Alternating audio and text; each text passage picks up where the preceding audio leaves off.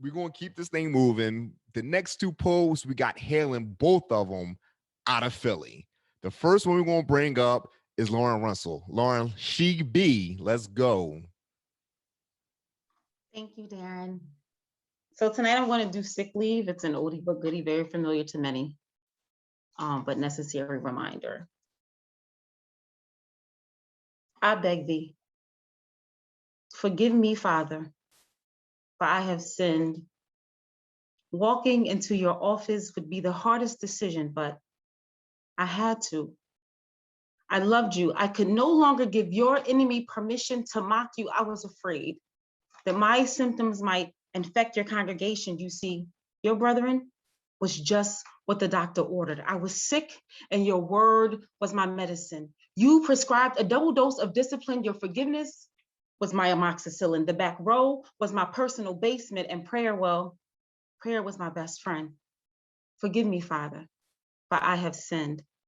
I was sick and your reminders were my vitamins. I was Jacob wrestling with the Antichrist antibodies in the apostate of mind. Abandoned my Bible-trained mind, my resistance slipped. Losing the grip on my father's fingertips, I was falling. Dropped to my knees, calling out for help. Please, Father, adjust these Coke bottle bifocals. I just want to see again.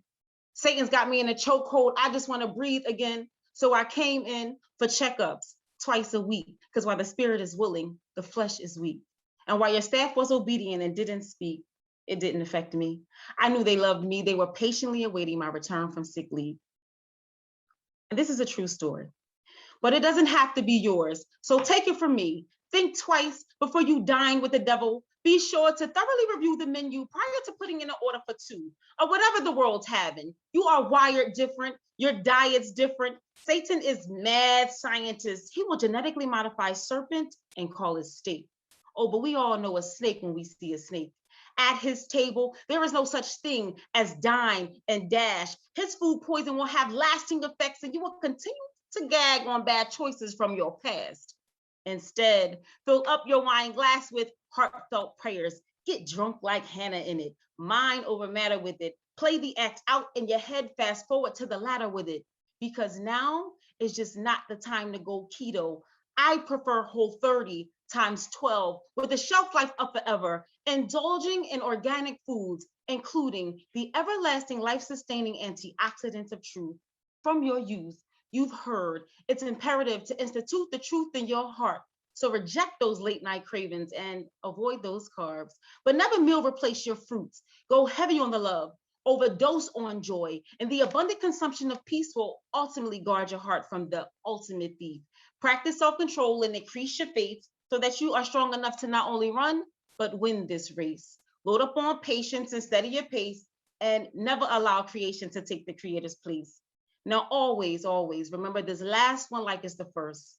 Always let God's will and not yours be done. Because personally, I wouldn't recommend a sick leave to anyone. Come on, Lauren. Let's go, Lauren. Yes. Lauren.